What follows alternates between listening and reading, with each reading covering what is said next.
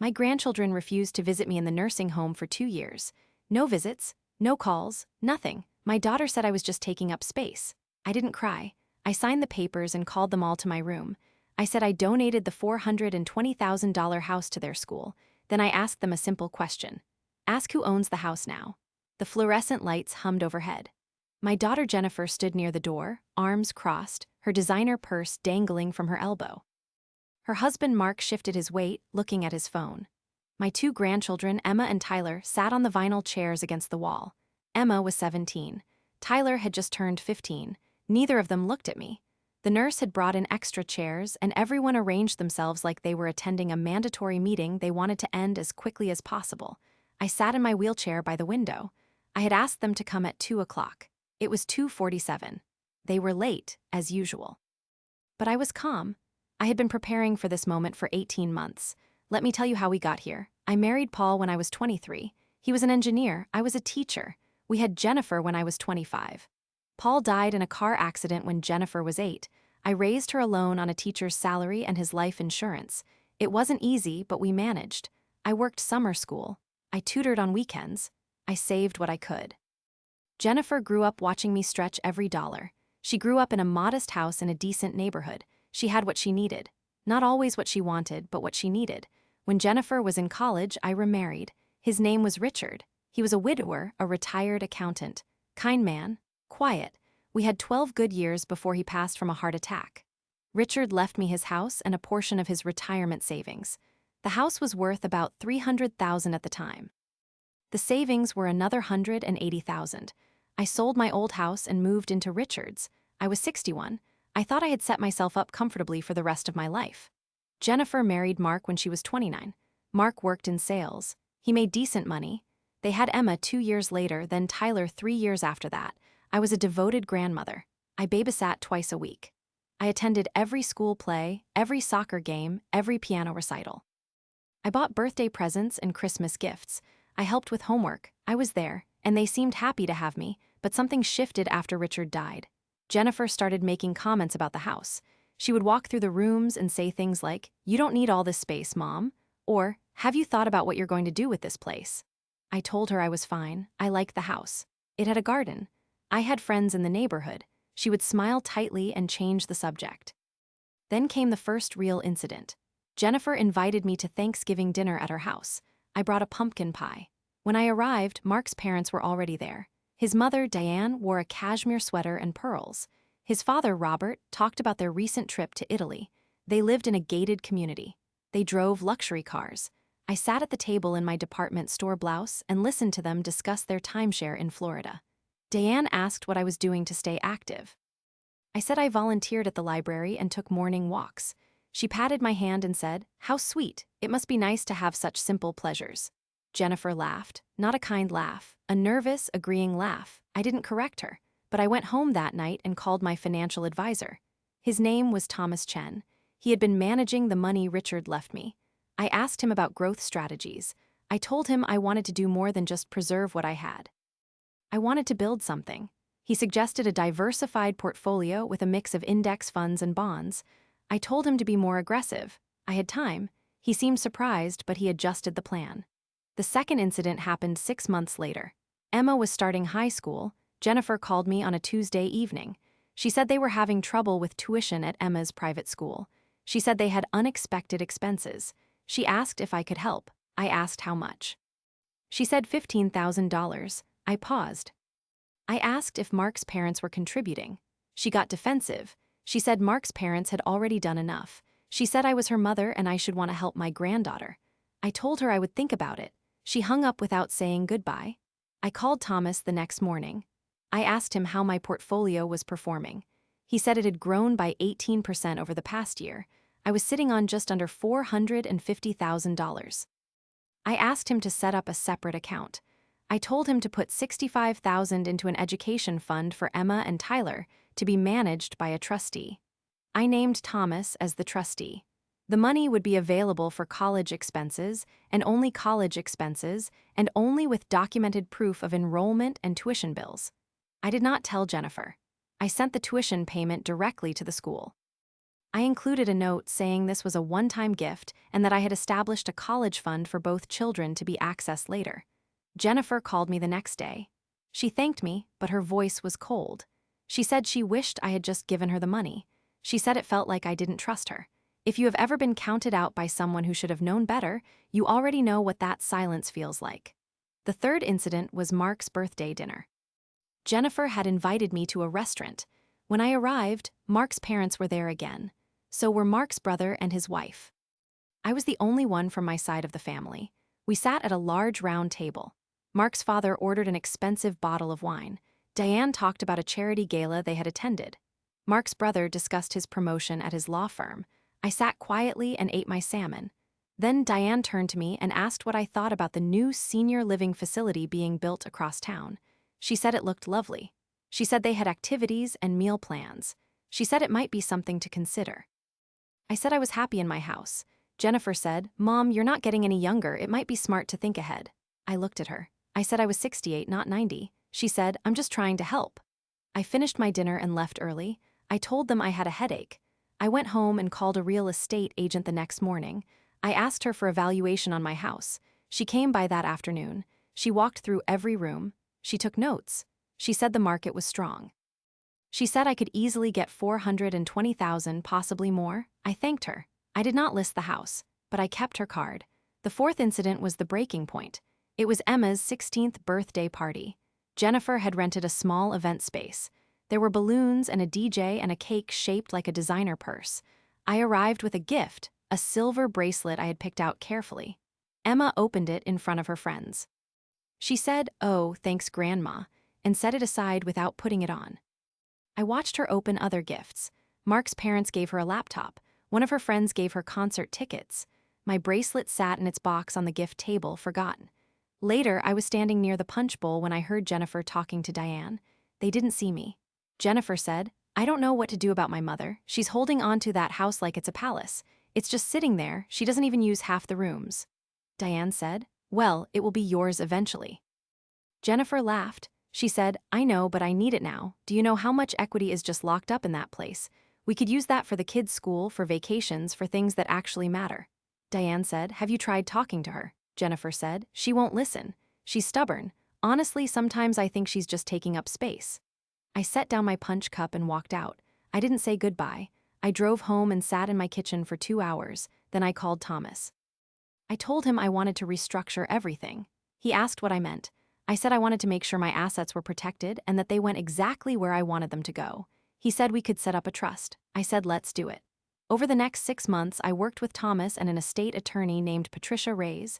We created an irrevocable trust. The house went into the trust. The investment accounts went into the trust. I named the beneficiaries. I was very specific. Thomas and Patricia asked if I was sure. I said I had never been more sure of anything in my life. I signed the documents in Patricia's office on a Thursday afternoon in March. When I walked out, I felt lighter than I had in years. Jennifer didn't visit much after Emma's birthday party. She called occasionally, usually to ask if I needed anything. I always said no. The grandchildren didn't call at all. I saw them at Christmas. Jennifer hosted. I brought gifts.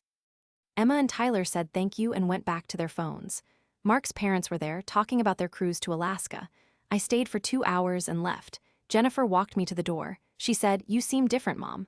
I said, "Do I?" She said, "Yeah, distant." I said, "I'm just tired." She didn't argue. Then I had a fall. It was early January. I slipped on ice in my driveway and broke my hip. I spent 2 weeks in the hospital and then was transferred to a rehabilitation center. The doctors said I would need physical therapy for several months.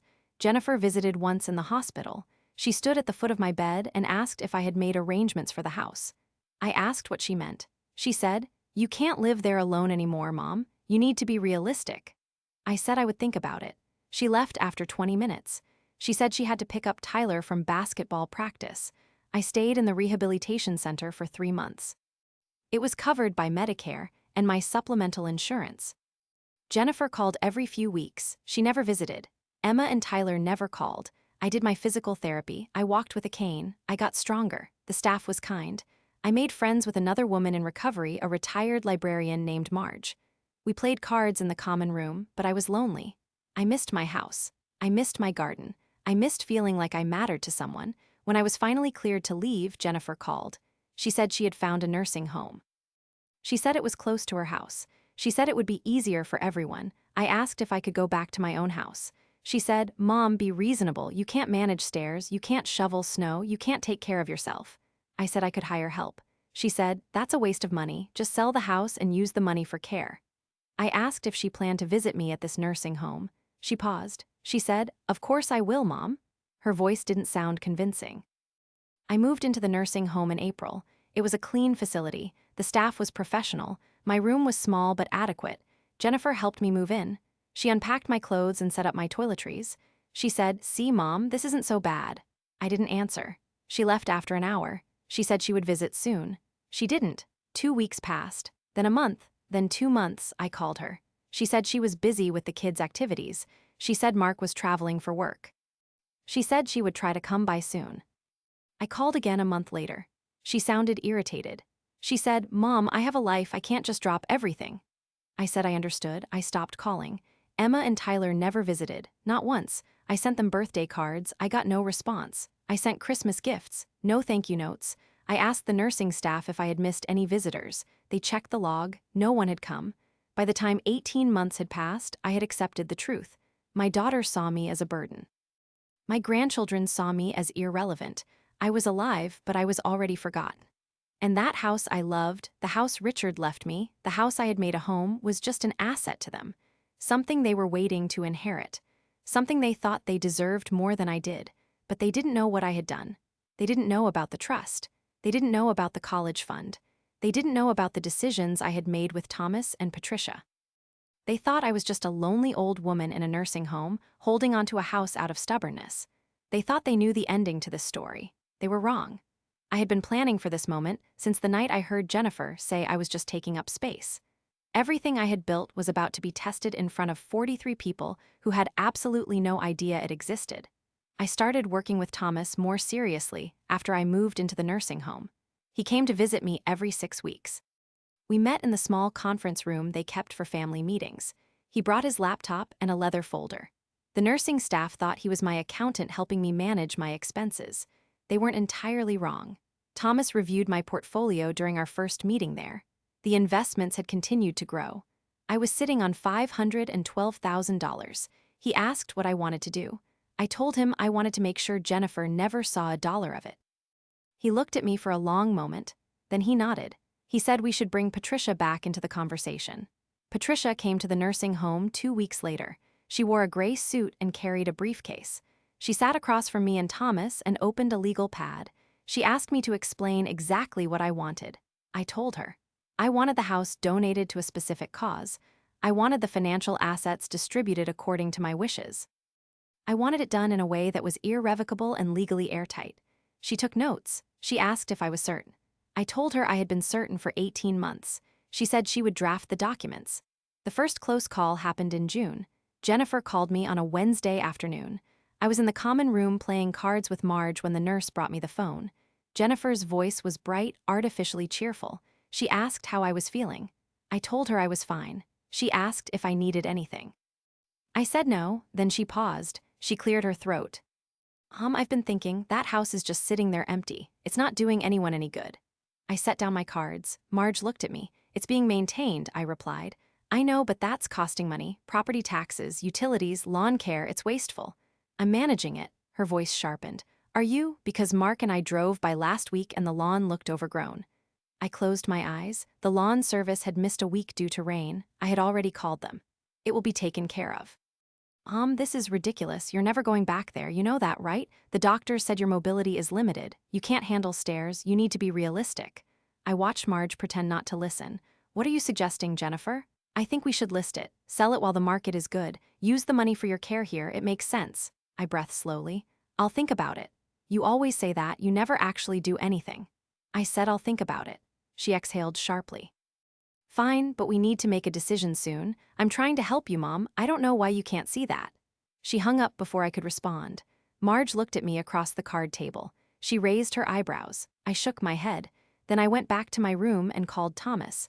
I told him to accelerate the timeline. He said Patricia had the documents ready. I told him to schedule the signing. I signed the final papers in Patricia's office on a Thursday in July. Thomas drove me there. The nursing home thought I was going to a doctor's appointment. Patricia had everything laid out on her conference table: the deed transfer, the trust amendments, the distribution instructions. She walked me through each page. I read every word, then I signed my name 17 times. Patricia notarized each signature. When it was done, she put the documents in a fireproof safe in her office. She looked at me. "This is binding now, you understand that?" "I understand." "There's no changing your mind later." "I won't change my mind." Thomas drove me back to the nursing home. We didn't talk much. When we pulled into the parking lot, he turned to me. "They're going to be upset." "I know. Are you ready for that?" I looked at the building. My room was on the second floor, third window from the left. I've been ready for 2 years. The second close call happened in September. Jennifer brought Emma to visit. It was the first time either of them had come to see me in over a year. Emma was starting her senior year. She wore a college sweatshirt. Jennifer carried a shopping bag from an expensive department store. They found me in the common room watching television. Jennifer smiled too widely. "Surprise, Mom, we thought we'd stop by." Emma stood behind her mother, looking at her phone. I turned off the television. "This is unexpected." Jennifer sat in the chair next to me. Emma remained standing. "I know we haven't visited much. Things have been crazy." "But Emma wanted to see you, didn't you, Emma?" Emma glanced up. "Yeah, hi, Grandma." "Hello, Emma, how is school?" "Fine," Jennifer jumped in. "She's applying to colleges. Can you believe it? Where does the time go?" She reached into the shopping bag and pulled out a box of chocolates. "We brought you these." I took the box. "Thank you." Jennifer settled back in her chair. She looked around the room. 2 other residents were playing checkers in the corner. A nurse was helping someone with a walker. "This place is nice, Mom. Are you comfortable here?" "It's adequate." "Good, that's good." She paused. "I've been meaning to talk to you about something." I waited. "Mark and I have been looking at colleges with Emma. Some of them are really expensive. I mean really expensive. We're talking 50, 60,000 a year." Emma looked up from her phone. She frowned at her mother. Jennifer continued. "And I was thinking, about your estate, about planning ahead. It would be helpful to know what kind of support we can expect, for Emma and eventually for Tyler." I kept my face neutral. "I've made arrangements." "What kind of arrangements?" "Appropriate ones." Jennifer's smile tightened. "Mom, I'm not trying to be pushy. I just need to know how to plan. We need to know if we should be applying for financial aid or if there are resources available." Emma shifted her weight. "Mom, can we go?" Jennifer ignored her. "Have you updated your will recently?" I looked directly at her. "My affairs are in order. But what does that mean exactly?" "It means everything is handled." "By who?" "By professionals." Her voice rose slightly. "Mom, I'm your daughter. I should know these things. I should be involved." I picked up the box of chocolates. "Thank you for these and for visiting." Jennifer stared at me. Emma tugged on her mother's sleeve. "We should go," Emma muttered. Jennifer stood slowly. She slung her purse over her shoulder. "Fine, we'll talk about this later." They left. I watched them walk down the hallway. Jennifer was talking rapidly. Emma walked 3 steps ahead, still looking at her phone. After they disappeared, I went back to my room and called Patricia. I told her Jennifer was starting to ask questions. Patricia asked if I thought she would try to challenge anything. I said I didn't know. Patricia said everything was filed correctly. She said there was nothing to challenge. I thanked her and hung up. Then I sat by the window and opened the chocolates. They were expensive. The kind Jennifer knew I liked. The kind she used to bring me on Mother's Day, back when she still celebrated Mother's Day with me. The third close call happened in November. Jennifer called again. Her voice was strained. "Mom, I need to ask you something directly." I was in my room reading. I put down my book. "All right. Have you sold the house?" I paused. "No. Are you planning to? Why are you asking?" "Because I drove by yesterday and there was a man there taking pictures. He had a clipboard. It looked official." The man was from the charity I had chosen. They were doing an assessment for the transfer, but Jennifer didn't need to know that. "It was probably the lawn service," I offered. "It wasn't the lawn service, Mom. He was measuring things. He was looking at the roof." "Perhaps it was an inspector. I had some maintenance done." "What kind of maintenance?" "The kind that keeps a house in good condition." Her frustration bled through the phone. "You're being evasive." "I'm being private. There's a difference." "Mom, I'm worried about you. I'm worried you're making decisions without thinking them through. Have you talked to anyone, a financial advisor, a lawyer?" "Yes." "Who?" "People who are qualified." "I should meet them. I should be part of these conversations." I closed my book completely. "Jennifer, I appreciate your concern." But I am 70 years old, I am of sound mind, I am capable of managing my own affairs. That's not what this is about. Then what is it about? She went quiet. When she spoke again, her voice was different, colder. It's about family, Mom. It's about doing what's right for your family. I am doing what's right. For who? I didn't answer. She waited. Then she hung up. I sat there with the phone in my lap. My hands were shaking, not from fear, from something else. Something that felt like the opposite of fear. I called Patricia one more time. I told her I was ready. She asked if I was sure I wanted to do this now, before the holidays. I said there was no point in waiting. She said she would make the arrangements. I gave her a date, December 10th. I asked her to send the letters. She said she would handle it personally. The letters went out on December 1st, formal invitations on Patricia's letterhead. Jennifer received one. Mark received one. Emma and Tyler each received one, delivered to Jennifer's house since they were still living at home. Mark's parents received one. Jennifer's closest friends received one. The director of Emma and Tyler's school received one. The nursing home administrator received one. In total, 43 people received invitations to gather in the nursing home conference room on December 10th at 2 o'clock in the afternoon for a matter of significant importance regarding my estate. Jennifer called me within 2 hours of receiving her letter. What is this, Mom? It's an invitation. An invitation to what? Who is Patricia Reyes? My attorney. Your attorney? Since when do you have an attorney? Since I needed one. Mom, what is going on? This letter says it's about your estate. Are you sick? Are you dying? I'm fine. Then what is this about? You'll find out on the 10th. I'm not waiting until the 10th. Tell me now. No. Mom, I'll see you on the 10th, Jennifer. Please be on time. I hung up. Then I turned off my phone. The nurses found me in the common room an hour later. They said my daughter had called the front desk asking to speak to my doctor. They said she sounded frantic. They asked if everything was all right. I told them everything was fine. I told them I was expecting visitors on December 10th and would need the large conference room reserved for the afternoon. They made a note in their system. I spent the next 9 days preparing myself. Not the documents, those were ready. Patricia had everything organized in labeled folders. Thomas had prepared a financial summary. The deed transfer was recorded. The trust distributions were finalized. Everything was done. What I needed to prepare was myself. I needed to be calm. I needed to be clear. I needed to be strong enough to watch my daughter's face when she realized what I had done. I practiced in my mind. I rehearsed the words. I imagined her reactions. I imagined Mark's parents. I imagined Emma and Tyler. I played it over and over until I could see it without flinching. Marge asked me what was happening. We were playing cards on December 8th. I told her I was settling my affairs. She asked if I was dying. I laughed. I said I had never felt more alive. She looked at me with her sharp librarian eyes. She said I looked different. She said I looked like someone who had made a decision and wasn't afraid of it anymore. I told her she was right. She reached across the table and squeezed my hand. She said whatever I was doing, she hoped it was worth it. I told her it was. On the morning of December 10th, I woke up at 6. I showered. I dressed in my best slacks and a blue sweater. I put on the pearl earrings Richard had given me for our 5th anniversary. I combed my hair.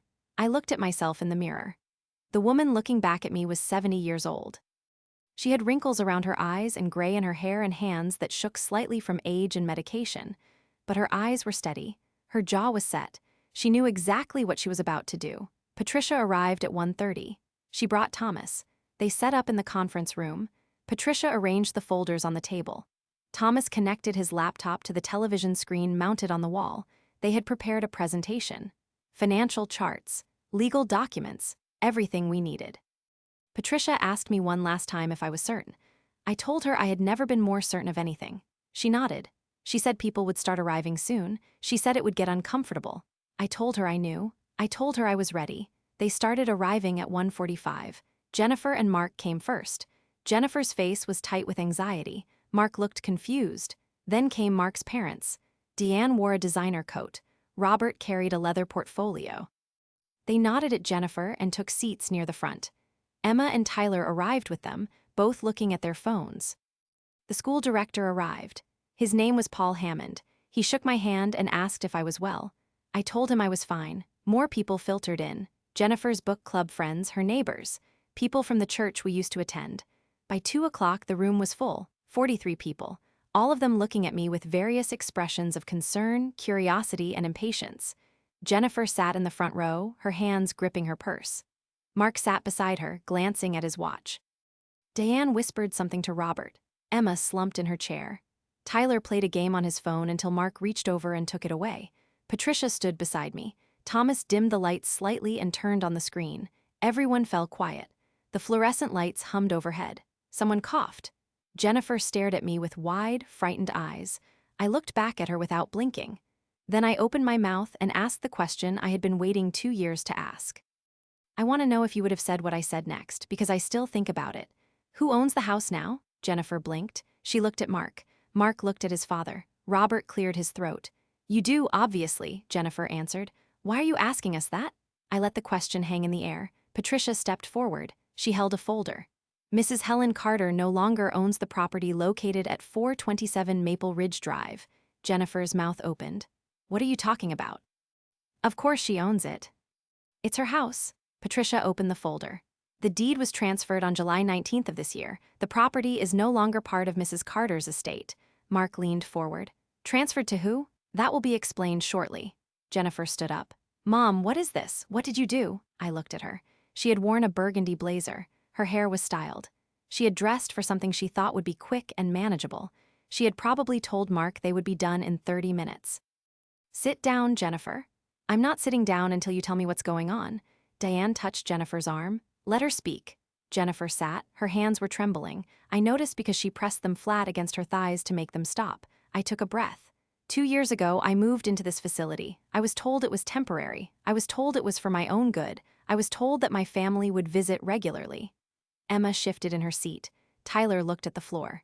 None of you came. For 18 months, not one of you walked through that door. Jennifer, you called occasionally, usually to ask about the house, to ask about my plans, to tell me I needed to be realistic. Jennifer's voice came out tight. That's not fair. We were busy. You know how crazy our schedule is. I know exactly how busy you were. I also know that Mark's parents visited their grandson's basketball games. I know Diane attended Emma's piano recitals. I know Robert took Tyler fishing twice last summer. Diane's expression shifted. Robert looked at his hands. They had time, I continued. They made time, you chose not to, Mark spoke up. Mrs. Carter, with all due respect, we have jobs, we have responsibilities. So did I when I was raising Jennifer alone after Paul died. I worked 2 jobs. I coached her soccer team. I volunteered at her school. I found the time. Jennifer's face flushed. This is not about comparing who did what. This is about you making some kind of decision without consulting your family. My family, I repeated the word slowly. The family that abandoned me. We didn't abandon you. What would you call it? She had no answer. The room was quiet except for the hum of the fluorescent lights and the distant sound of a television from another room. Thomas stepped forward. He pulled up the first slide on the screen. It showed a financial summary, clean numbers, simple categories. Mrs. Carter's assets as of December 1st, he explained. Total liquid assets, $547,000. Real estate, $420,000. Total estate value, $967,000. I watched Jennifer's face. She was calculating. I could see her doing the math. Her eyes moved across the numbers. She glanced at Mark. He was staring at the screen. That's almost $1 million, someone whispered. I think it was one of Jennifer's friends. Thomas continued. Mrs. Carter engaged my services 18 months ago to restructure her portfolio and establish protective instruments for her assets. Protective from what? Mark asked. From misuse. Jennifer stood again. Are you saying we would have misused it? Are you accusing us of something? Patricia interjected. No one is making accusations. We are stating facts. Mrs. Carter had concerns about how her assets would be managed after her death. She took steps to ensure they would be distributed according to her wishes. But we're her family, Jennifer insisted. We're supposed to inherit, that's how it works. Inheritance is not automatic, Patricia replied. It is a choice. The person who owns the assets decides where they go. Jennifer turned to me. Mom, please, tell me you didn't do something crazy. Define crazy. You know what I mean. Tell me you didn't give everything away to some charity because you were mad at us. I looked at her for a long moment. I gave the house away, yes. The room reacted, murmurs, shifting, someone gasped. Jennifer grabbed the back of her chair. You what? I donated the house to the Riverside Education Foundation. They provide scholarships for underprivileged students in this county. The deed transferred in July. They took possession last month. Mark stood now too. You can't do that. That house is supposed to be Jennifer's. It's her inheritance. It was my house. I could do whatever I wanted with it. But we needed that house, Jennifer said, her voice cracked. We were counting on it, do you understand that? We have expenses. We have the kids' college to pay for. We have plans. You have $3 million, I replied. The room went still. Jennifer froze. Excuse me, she whispered. Thomas advanced the slide.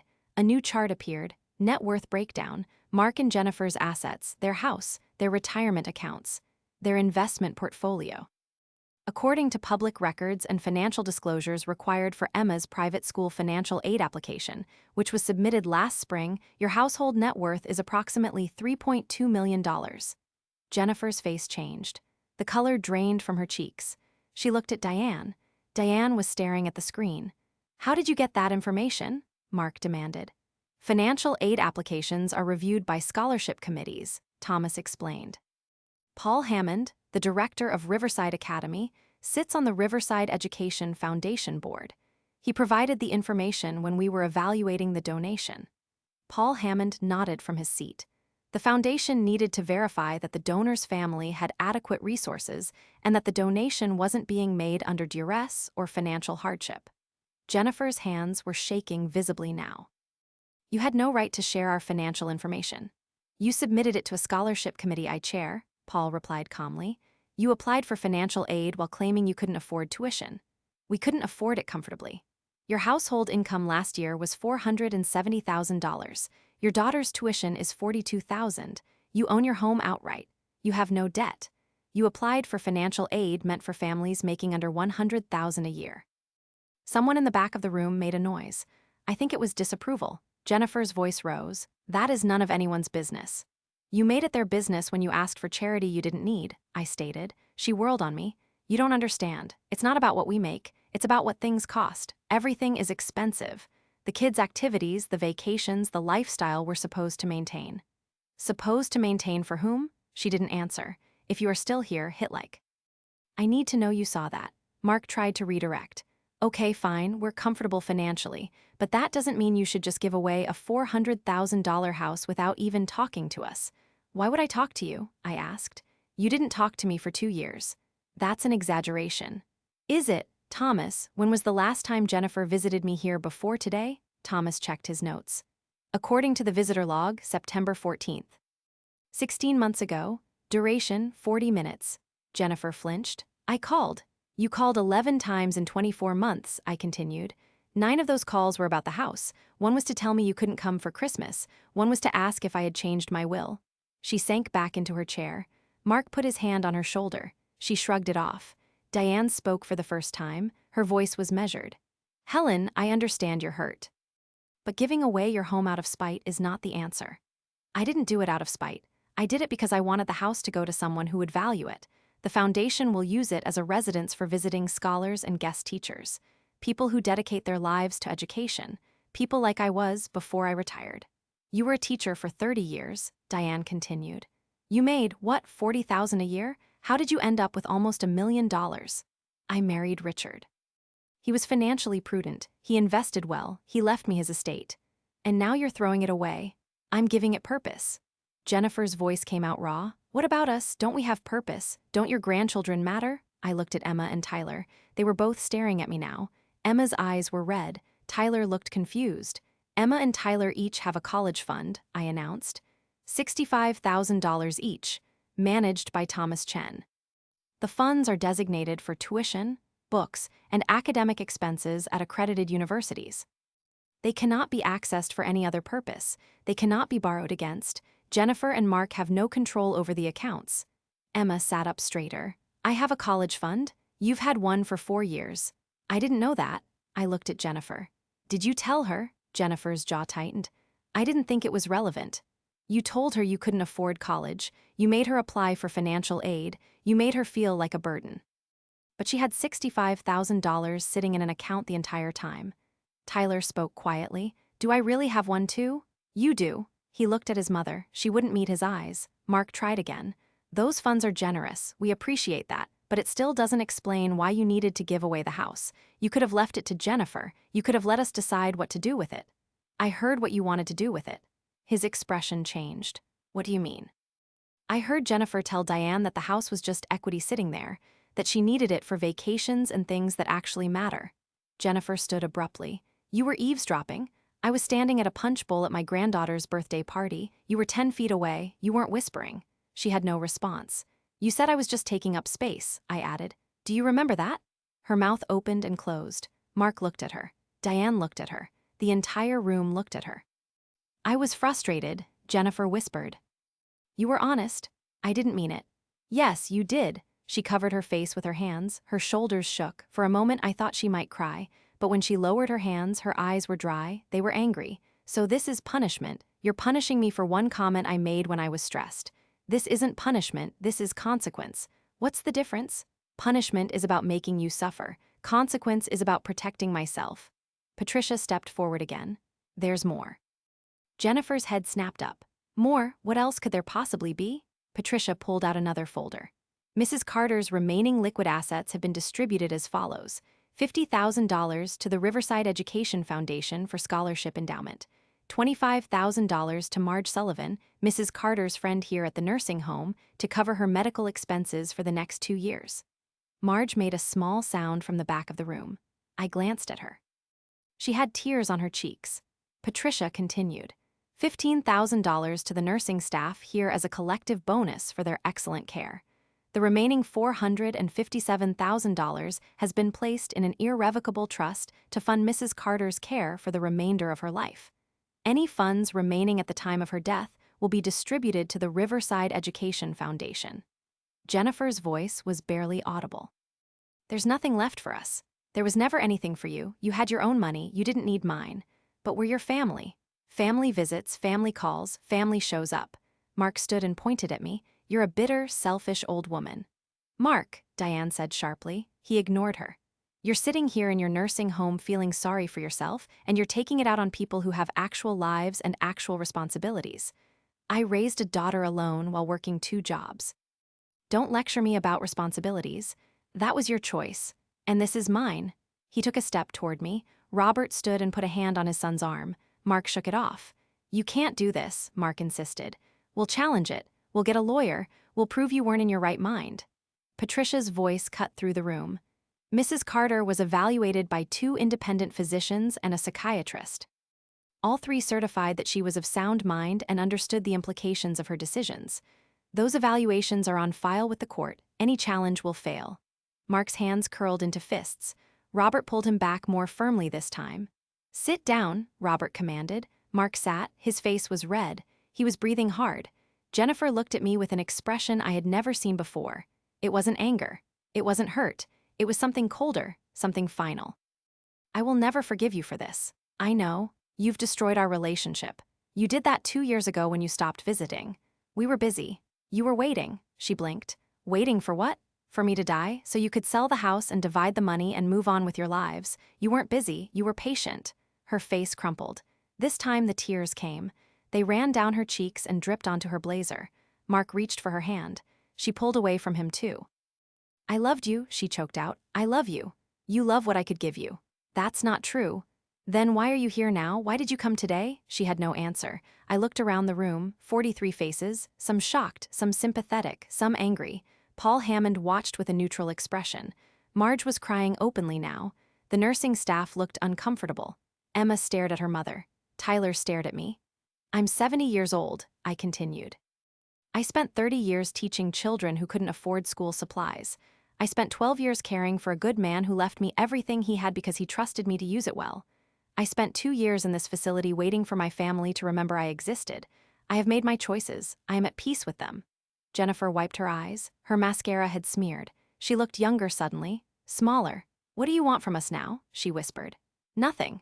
Then why did you bring us all here? Why did you make us sit through this? Because I wanted you to know. I wanted you to understand that actions have consequences. I wanted you to see what you lost. We lost money. You lost me. She flinched like I had struck her. Mark put his arm around her shoulders. This time she let him. Diane stood. She smoothed her coat. She looked at me with something that might have been respect. You made your point, Helen. I wasn't making a point. I was making a decision. She nodded slowly. Then she turned to Jennifer. We should go. Jennifer didn't move. She stared at me. I stared back. The room held its breath. Then Emma stood, she walked to the front, she stopped in front of my wheelchair, she looked down at me, her eyes were wet but her voice was steady. "Thank you for the college fund." I reached for her hand, she let me take it. "You're welcome. I'm sorry we didn't visit." "I know." She squeezed my hand once, then she let go and walked back to her seat. Tyler followed her. He didn't say anything, but he looked at me as he passed, really looked at me, like he was seeing me for the first time. Jennifer finally stood. She picked up her purse. Her hands were still shaking. She looked at Patricia. "Is that everything?" "Yes." She looked at Thomas. "Can we contest any of this?" "You can try, you'll lose." She looked at me last. "Was it worth it?" I had one more thing to say. "Yes." The word came out clear and firm. Jennifer's face twisted. "How can you say that?" "Because I spent 2 years alone. 2 years wondering if I mattered to anyone. 2 years waiting for a phone call that never came. And in those 2 years, I built something that will outlast all of us. The Riverside Education Foundation will give scholarships to children who need them. Children like I taught for 30 years. Children who deserve a chance. That is worth more to me than leaving money to people who already have $3 million and still wanted more."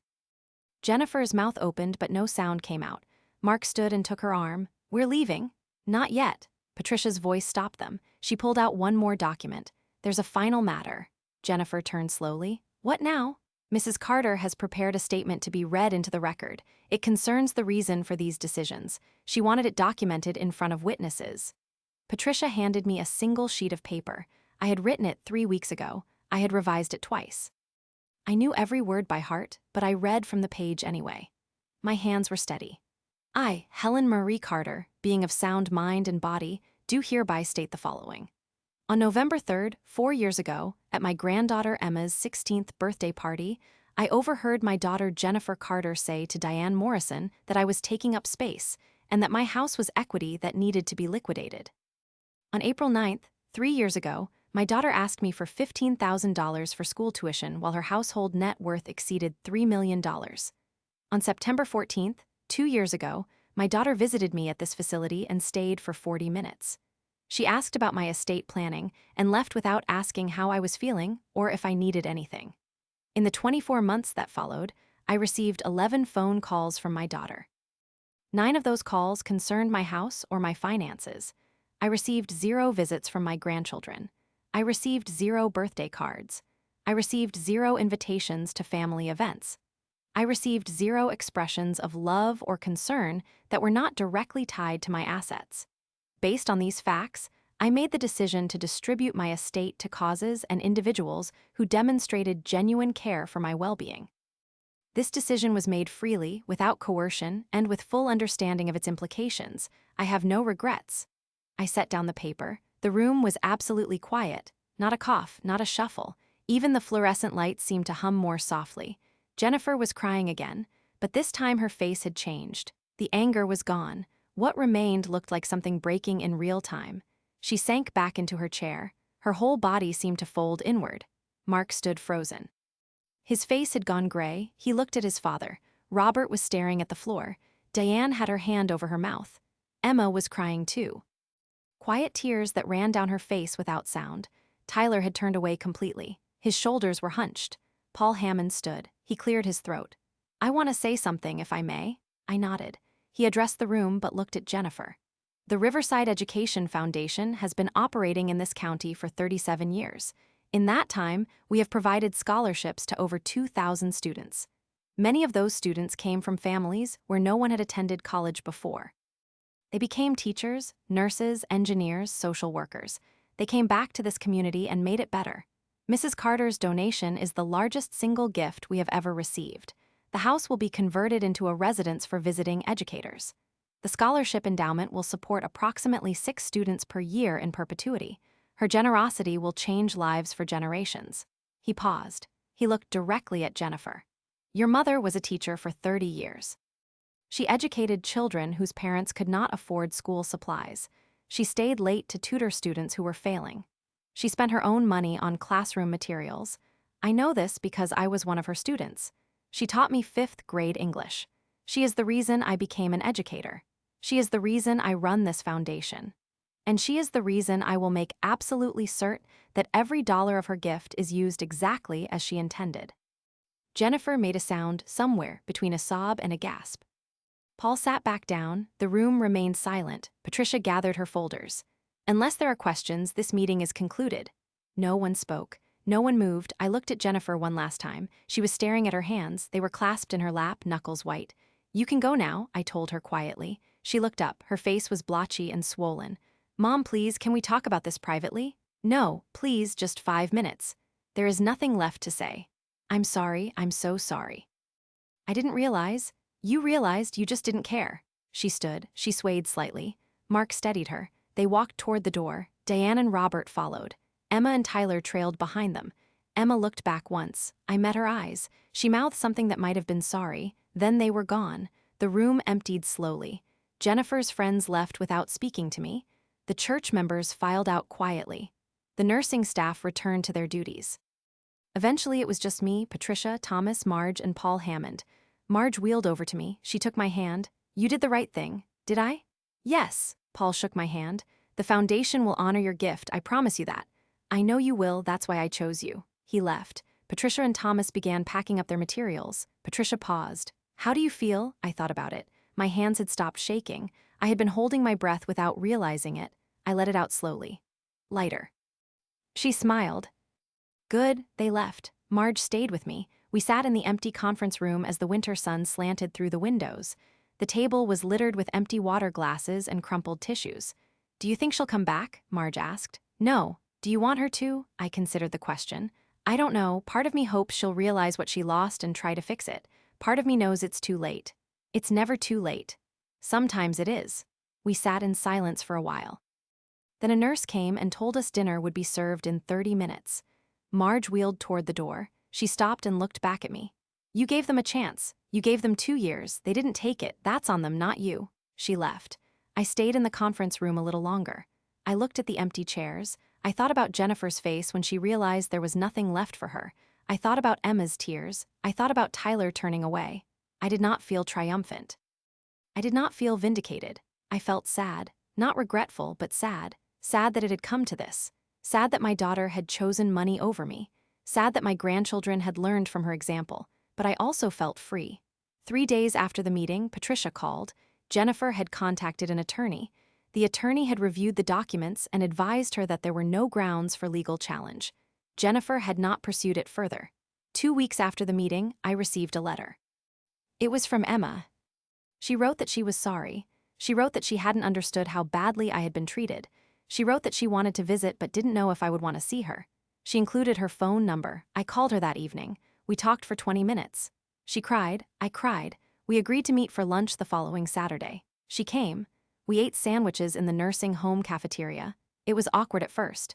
But then she asked me about my years teaching and I told her stories. She laughed. By the end, it felt almost normal. She has visited 4 times since then. Tyler came with her once. He was quiet, but he listened. He asked me about his grandfather Paul, my first husband. I showed him pictures. He said Tyler was his middle name, named after Paul's father. I hadn't known that. Jennifer had never told me. Jennifer herself has not contacted me. I heard from Marge, who heard from one of the nurses, who heard from someone at the church, that Jennifer and Mark are in marriage counseling. Apparently, Mark's parents were furious when they learned about the financial aid fraud. They stopped helping with the grandchildren. Jennifer had to get a job. She works part-time at a boutique. I do not know how she feels about that. I do not know if she thinks about me. I do not spend much time wondering. The Riverside Education Foundation converted the house in April. They held an open house in May. Paul invited me. I went. Emma wheeled me through the rooms I had lived in for 15 years. They had repainted. They had added bookshelves. The garden had been expanded. A young woman from India, a visiting mathematics professor, was staying there for the semester. She thanked me. She said the house was beautiful. She said she felt welcomed. I told her I was glad. The first scholarships were awarded in June. 6 students. 3 of them were the first in their families to attend college. One of them wrote me a thank you note. She said she had wanted to be a teacher since 3rd grade but didn't think she could afford the education degree. Now she could. She said she would make me proud. I put the letter in my desk drawer. I read it sometimes when I am tired. I am 71 now. I still live in the nursing home. My mobility is limited, but I manage. I play cards with Marge. I read. I watch the birds outside my window. Emma visits every other week. Tyler comes once a month. They tell me about school, about friends, about their plans. Emma wants to study environmental science. Tyler is thinking about engineering like his grandfather Paul. I listen, I ask questions. I am part of their lives again in a small way. It is enough. I do not regret what I did. I do not lie awake wishing I had chosen differently. I gave my family a chance to love me for something other than my bank account. They failed. I moved on. My assets went to people who needed them and appreciated them. My house became a home for educators. My money educated children. That is a legacy I can be proud of. Some people think I was cruel. Jennifer's friends certainly do. I have heard the gossip. I have heard that I am bitter, vindictive, unforgiving. Perhaps they are right. Perhaps I should have been more understanding. Perhaps I should have accepted that people are busy, that life is complicated, that families drift apart. But I am an old woman who spent 2 years alone, and I decided I deserved better than being someone's inheritance. So, did I go too far, or not far enough? Tell me in the comments.